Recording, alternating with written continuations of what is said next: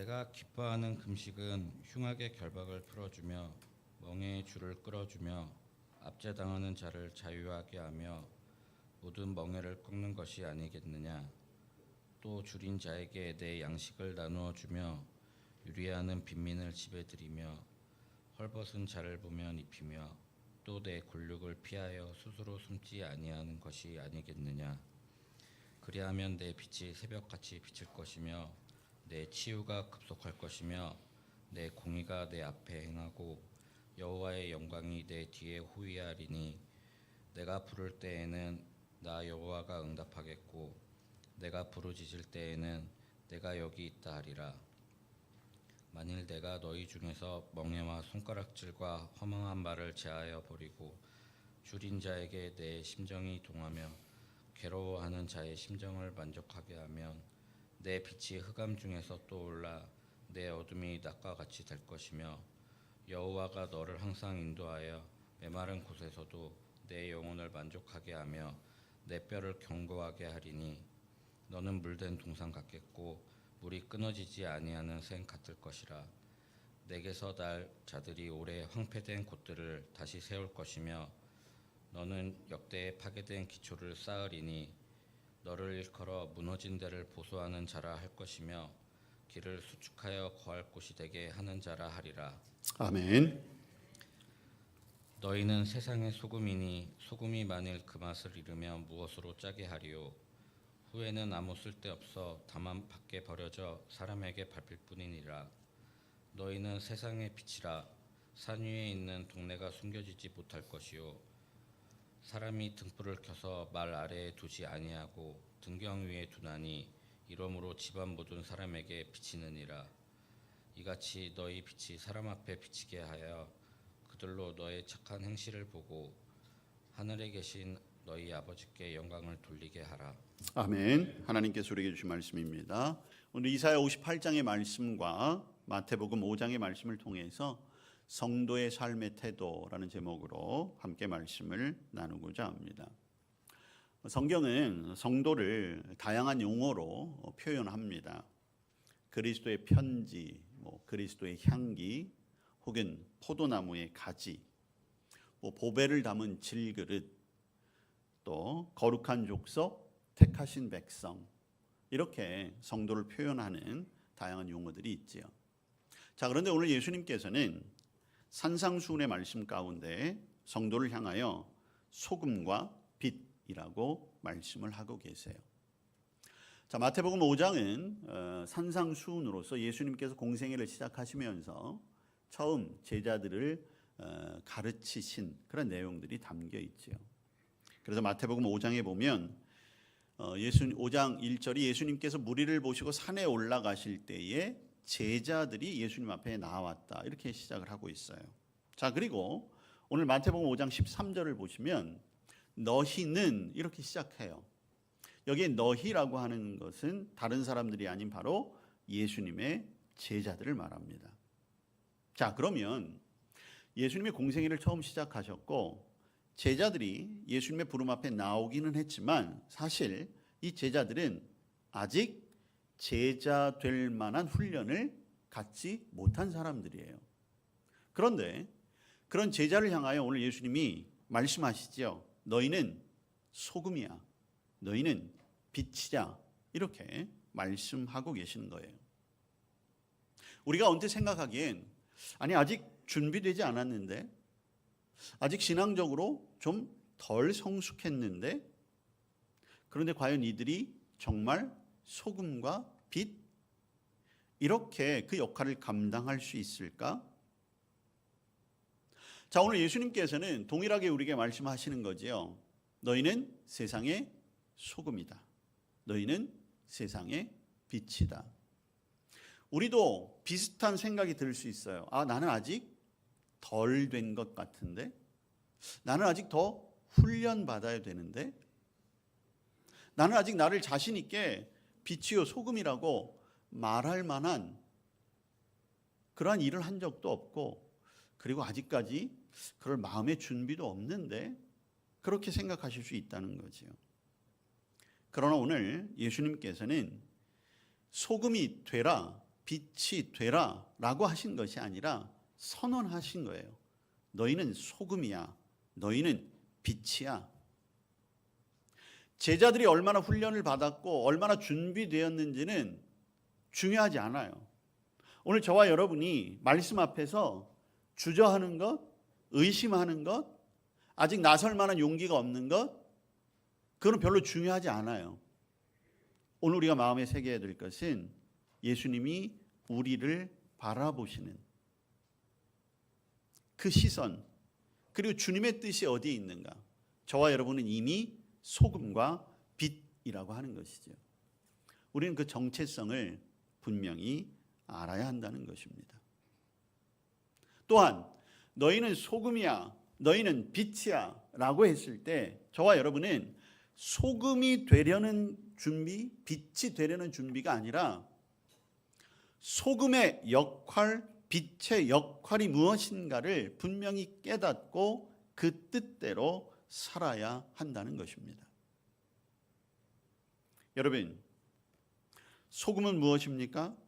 여러 가지 역할이 있는데 대개 소금은 부패를 방지하고 맛을 내는 그러한 역할이 있어요.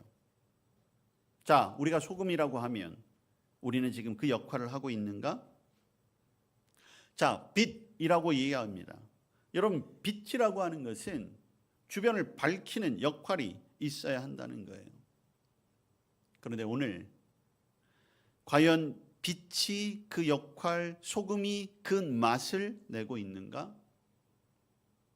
여러분, 사실 빛이라고 하는 것은 어디에든지 들어가서 어디에서든지 빛을 비출 수 있어야 되는데 오늘날 그 빛이 들어가는 곳에만 들어가고 비추는 대상도 스스로 한정하고 있는 것은 아닐까요? 저와 여러분이 소금과 빛이라고 분명히 주님은 말씀하시는데 우리는 우리 스스로 그 역할을 포기하거나 감추거나 숨기는 삶을 살아가는 것은 아닌지 오늘 이 시간 다시 한번 말씀 앞에 서야 하는 것입니다. 또한 오늘 예수님께서는 분명히 말씀하시지요. 너희라고 우리를 지명하셨고 우리가 있어야 할 곳이 어디인가도 말씀하셨어요. 바로 세상의 소금, 세상의 빛이라고 하는 것입니다.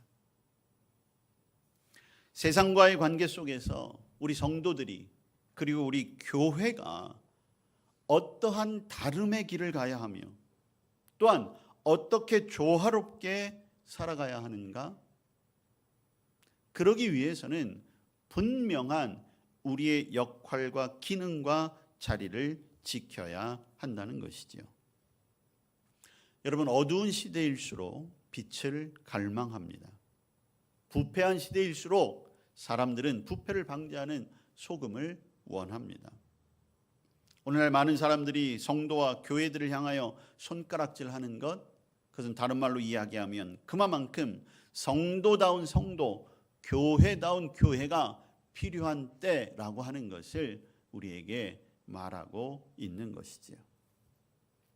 자, 소금인 저와 여러분, 그럼 우리가 어떤 역할들을 감당해야 할까요? 첫 번째로는 여러분, 소금은 순결함과 관계가 있습니다. 고대 사람들은 세상의 물질 가운데 소금이 가장 순수하다고 생각했다고 해요. 왜냐하면 소금이 바다로부터 오고 그 바닷물을 태양이 말려서 소금을 얻기 때문에 여러분, 그 태양과 물, 이것이 생명의 근원이라고 하는 생각 때문에 소금이야말로 가장 순수한 결정체라고 생각을 했다는 거예요. 그래서 과거에는 고대 시대에는 소금을 신에게 제물로 드리기까지 했다고 합니다. 오늘 예수님께서 제자들을 향하여 그리고 저와 여러분을 향하여 소금이라고 이야기하는 것은 그만큼의 가치와 특별히 순결함 그리고 분명한 기준이 되는 삶을 살아야 한다는 것을 말씀하고 있어요. 오늘날 우리가 살아가는 이 땅의 형편을 바라보면 많은 기준과 표준들 그리고 상식이라고 하는 것이 무너져 내리고 가고 있다는 것을 우리 스스로 느끼고 있습니다. 정직함의 표준과 기준들, 근면함의 표준들, 어떤 양심의 그러한 기준들, 도덕적이고 윤리적인 그러한 기준과 잣대들이 점점 낮아지고 있어요. 이것이 좋은 현상일까? 어떤 면에서 보면 이 사회를 조금 더 유연하게 흘러가게 하는 그러한 장치라고도 할 수 있겠지만, 그러나 여지없이 특히 도덕적이고 윤리적인 표준, 그 기준들이 낮아지는 곳에서 우리가 대하게 되는 이 세상의 여러 가지 어두운 면들, 이러한 것들 가운데 우리가 소금의 역할이 분명히 있다라고 하는 거죠. 우리는 세상의 기준과 표준이 아닌 하나님 나라의 기준, 하나님 말씀의 표준대로 살아가야 한다는 것이죠. 점점 우리의 기준, 즉 성도의 기준과 세상의 기준의 그 폭은 멀어지게 될 것입니다. 그러나 그렇다고 해서 우리의 성도로서의 기준을 점차 낮추어서 세상을 쫓아가는 일, 그것은 결코 주님이 기뻐하시지 않을 것입니다. 그렇다고 이 세상을 멸시하고 이 세상에서 스스로 도피해서도 안 되겠지요. 우리는 우리를 소금이라고 명명하시고 그 역할을 감당하시는 그 주님의 뜻을 온전히 깨달아라. 저와 여러분이 이 세상 가운데 성도의 기준과 또한 성도의 표준의 삶을 나타낼 수 있는 그런 삶을 살아가야 할 것입니다. 두 번째로 소금의 기능을 본다면 역시 부패하지 않도록 보호하는 데 사용되어졌지요. 여러분, 우리를 소금이라고 말씀하신 이유는 여러 가지 죄로 인해서 부패하고 있는 이 세상을 향한 우리의 역할이 있다는 것을 분명히 말씀하고 계십니다. 이 세상의 죄악이 더 이상 확산되지 못하게 하기 위해서 우리를 두신 것이지요. 저와 여러분이 이 세상 가운데 모범적으로 살게 하시려고 우리를 부르신 것입니다. 예수님처럼 말씀을 가르쳐야 하겠지요. 예수님처럼 말씀을 증거하는 사명으로 여러분 한 사람이라도 죄의 형벌을 면할 수 있도록 우리가 그 책임을 감당해야 할 것입니다. 때로는 죄악을 단호히 꾸짖을 수 있어야 하는 것이지요. 하나님의 선한 뜻에 온전히 서야 할 수 있는 것입니다. 만약 오랜 세월 동안 하나님의 말씀에 굳건히 서 있었던 사람들이 없었더라면 과연 우리가 살아가는 이 세상이 어디까지 치달았을까요? 이제 점점 더 악함과 부패함으로 치닫는 이 세상 가운데 소금된 저와 여러분이 확실한 부패를 막는 그런 역할을 감당해야 할 것입니다. 여러분, 세상에는 좋은 분위기를 내는 사람이 있는가 하면 쉽게 타락하는 분위기를 만들어내는 사람도 있습니다. 어떤 사람은 그 사람 때문에 좋은 말, 선한 영향력이 보여지기도 하지만 때로는 악한 말과 악한 영향력의 근원이 되는 사람들도 있습니다. 오늘 저와 여러분은 이 세상 가운데 소금이 되어져 부패를 멸소하고 주위 사람들을 선하게 이끄는 그러한 일을 감당해야 할 줄로 믿습니다. 세 번째로 소금은 맛을 내는 그러한 역할을 하게 되지요. 이 세상이 하나님의 진리로부터 멀리 떠나 방황하는 것을 보시면서도 하나님께서 분노의 채찍을 거두시지 않는 이유. 여러분, 창세기 18장에 보면 소돔과 고모라, 그리고 그 소돔과 고모라를 향한 하나님의 뜻이 아브라함에게 전해지는 장면이 나옵니다. 아브라함이 소돔과 고모라를 구하기 위해서 하나님께 간청하지요. 의인 100명이 있으면 이 성읍을 살리시겠습니까? 그러다가 아브라함이 10명까지 하나님 앞에 의인이 있다면 이 성을 지켜주십시오. 멸망하지 않게 해주십시오. 그렇지만 결국 의인 한 사람을 발견하지 못하게 되었고 소돔과 고모라는 하나님의 진노 앞에 멸망당하게 되었습니다. 지금 우리가 사는 이 세상이 여전히 존재하는 이유를 이 말씀에 빗대어 본다면 어쩌면 지금 우리가 사는 이 세상 가운데 기도하는 사람 10명이 있기 때문에 오늘 이 세상이 유지되어 있는 것은 아닐까요? 그렇다라고 한다면 과연 저와 여러분은 그 10명 안에 들어있는 사람일까요? 아니면 기도하는 10명의 덕을 보고 있는 사람일까요? 오늘 예수님께서 청중들을 향하여 그리고 제자들을 향하여 그리고 저와 여러분을 향하여 세상의 소금이라고 말씀하신 것, 여러분 여기에는 우리의 선택의 여지가 있는 것이 아닙니다. 우리는 이미 그 역할을 지니고 이 세상 가운데 왔고 주님 앞에 부름을 받은 것입니다. 오늘 예수님은 그 맛을 잃으면 아무 쓸데가 없다고 말씀하고 계세요. 맛을 잃은 소금은 사람들에게 밟힐 뿐이고 다시 잃어버린 맛을 채울 수도 없습니다. 저와 여러분이 성도로서 맛을 잃은 채 세상에 아무런 영향도 주지 못하며 세상을 살아갈 수 있다라고 한다면 그것처럼 더 불행한 삶은 없을 것입니다. 우리는 언제나 진리 편에 서기 위해 최선을 다해야 하는 것이고 내가 그리스도인이라고 하는 것, 내가 소금의 역할을 감당하기 위해 소금으로서 이 세상에 부름받았다라고 하는 것, 그것을 잊어서는 안 될 것입니다. 저와 여러분이 소금이 되지 않으면 우리가 사는 이 세상은 곧 죄악으로 점령되어지고 썩어버리고 말 것입니다. 괴로운 세상에서도 성도는 동요하지 않고 평온한 사람이 되어야 합니다. 침울한 세상에서도 성도는 삶의 기쁨이 충만한 사람이 되어야 합니다. 순전한 기독교인의 삶에 대한 활력도 있어야 하는 것이죠.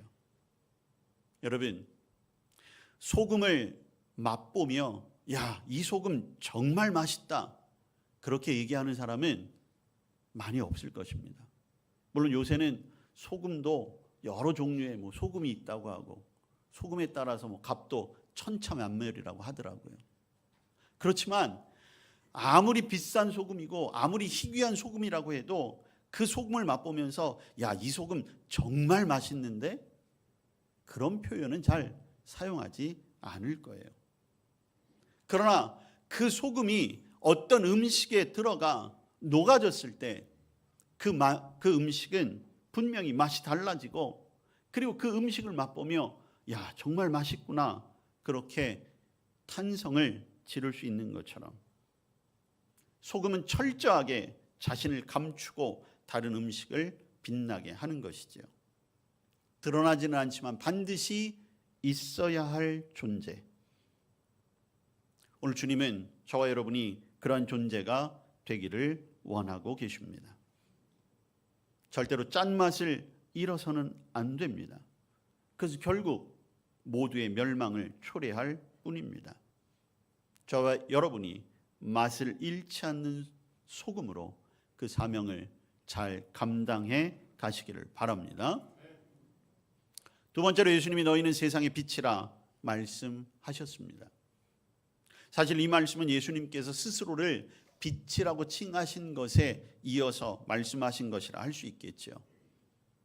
예수님께서 요한복음에 보니까 내가 세상에 있는 동안에는 세상의 빛이라 이렇게 말씀하셨더라고요. 이제 예수님 앞에 부름받은 제자들 그리고 저와 여러분을 예수님께서 세상의 빛이라 칭하고 계시고 요청하고 계십니다.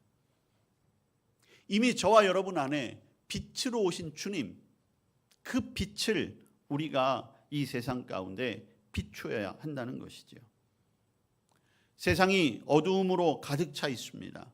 죄로 가득 차 있어서 하나님의 진리를 알지 못하기 때문에 그 빛을 볼 수 없다는 거예요. 그래서 오늘 예수님께서는 너희가 빛이 돼 그 빛이 산 위에 있는 동네가 숨겨지지 못할 것이요. 여러분, 산 위에 있는 동네는 어디에서 있든지 보여지게 된다라고 하는 것이지요. 빛이라고 하는 것은 숨겨져서는 안 된다는 거예요. 여러분, 그래서 뭐라고 말씀합니까? 15절 말씀해 보니까 등불을 켜서 말 아래에, 여러분 여기 말이라는 것이 그 옛날 말로 하면 돛박이라고 하는 거잖아요. 바구니, 그것으로 덮어놓지 않는다는 거예요. 왜냐하면 덮어놓으면 빛은 보여지지 않기 때문이라는 것이죠. 이제 그 빛이 드러나야 한다는 것입니다. 등경 위에, 즉 등잔대 위에 두어서 집안 모든 사람 곳곳에게 비칠 수 있어야 하는 것이죠. 빛은 보여야 의미가 있습니다. 보이지 않는 빛 소용이 없지요. 그런데 오늘날 우리가 너무 쉽게 우리의 빛을 숨기고 있는 것은 아닙니까? 스스로 바구니 밑으로 찾아 들어가는 것은 아닙니까? 스스로 내 주변에 소위 말해 암막이라고 하는 커튼과 같은 것을 둘러쳐서 내 빛을 가리고 있는 것은 아닙니까? 예수님은 우리에게 빛이 될 것인지 말 것인지 선택권을 주신 것이 아닙니다. 우리를 빛이라고 말씀하셨어요. 그래서 우리는 그 빛의 사명을 감당해야 하는 것입니다. 여러분, 빛이기 때문에 우리는 보여져야 하는 거예요. 여러분, 우리 기독교 신앙의 힘은 사실은 보여지는 것에 있습니다. 숨겨진 제자 없다라고 하는 거예요. 알려지지 않고 드러나지 않으면 제자의 자격이 없다는 것이죠. 우리의 신앙은 모든 사람들에게 완전히 보일 수 있게 되어야 합니다. 더욱이 교회 안에서만 보여서는 안 된다는 거예요. 교회 문 안에서만 효력이 머물러 있어서는 안 된다는 것이죠. 저와 여러분의 일상의 자리에서 우리가 예수 믿는 사람, 복음을 아는 사람, 그리고 제자로서의 사명을 받은 사람이라고 하는 것이 드러나야 한다는 것입니다. 아무렇지도 않게 던지는 말 한마디에서 다른 사람을 대하는 그러한 태도 속에서 여러분들이 일하는 곳이라든지 아니면 매일 만나는 사람과의 관계 속에서 성도다운 태도가 나타나야 하는 것입니다. 교회에서든지 가정에서든지 일터에서든지 어디에서든지 성도다워야 하는 것이죠. 세상의 빛이라 말씀하신 그 선언, 그리고 사명이 있다는 것을 기억하시기를 바랍니다. 여러분, 빛의 역할 중요한 것이 있습니다. 바로 길을 분명하게 밝혀주는 것이죠. 그것은 바로 인도해야 한다는 것입니다. 이 세상은 무엇보다도 선한 것이 무엇인가를 알려주고 그것으로 인도해야 할 사람이 필요하다는 것이에요. 여러분, 세상 많은 사람들이 다 부정한 일을 하고 있다고 할 때 아무도 반대하지 않는다면 결국 그 공동체는, 그 조직은 부정한 것으로 계속 나아갈 수밖에 없어요. 누군가는 그것이 아니다라고 분명히 이야기할 수 있는 사람이 있어야 하는 것이죠.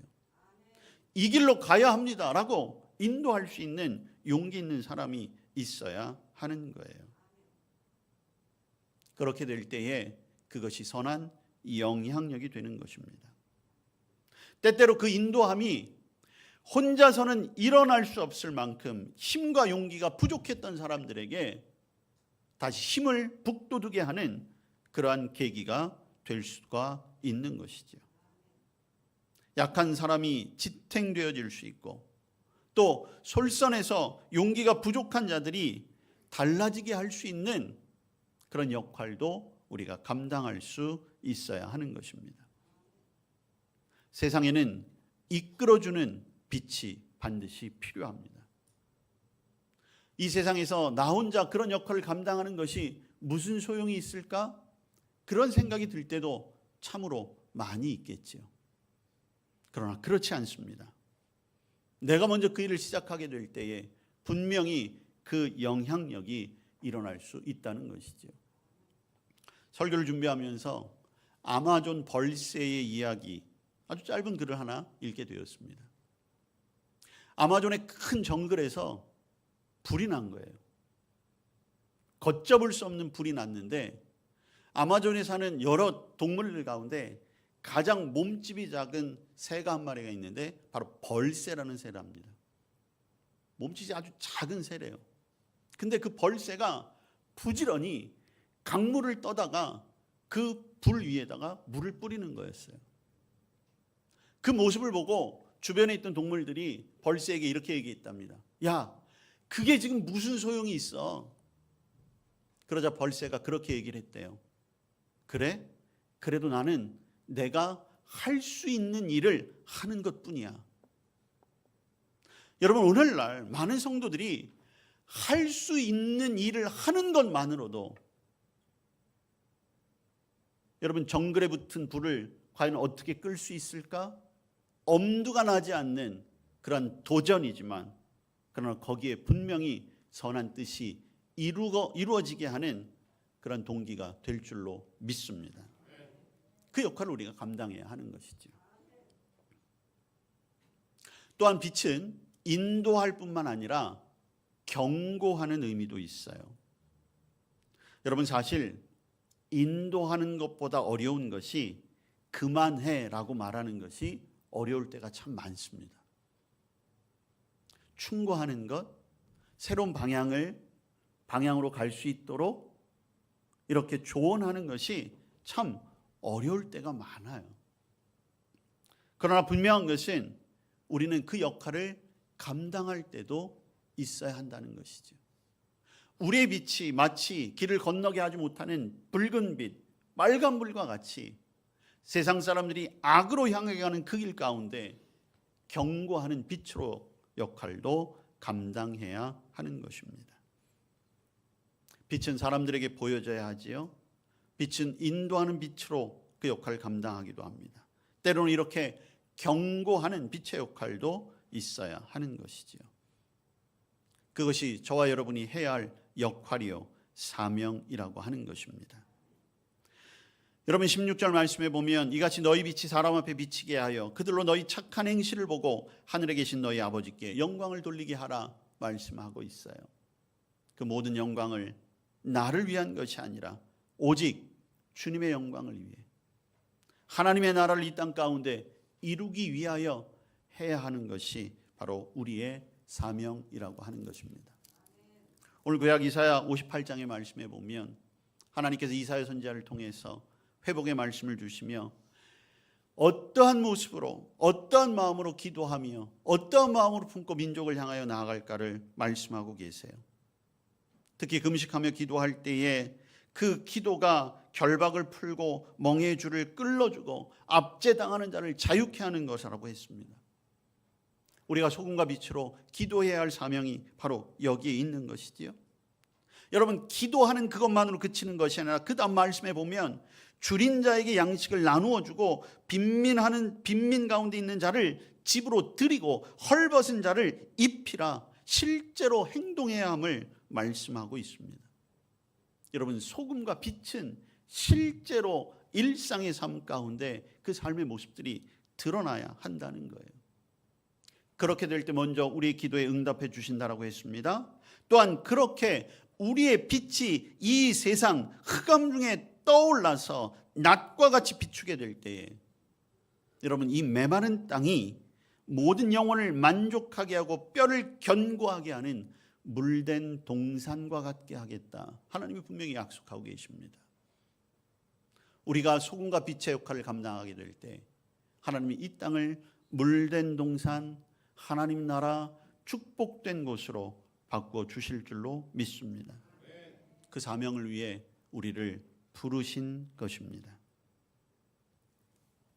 다시 한번 소금이 되고 빛이 되는 것이 아니라 이미 소금과 빛으로 부름 받았음을 우리가 기억하고,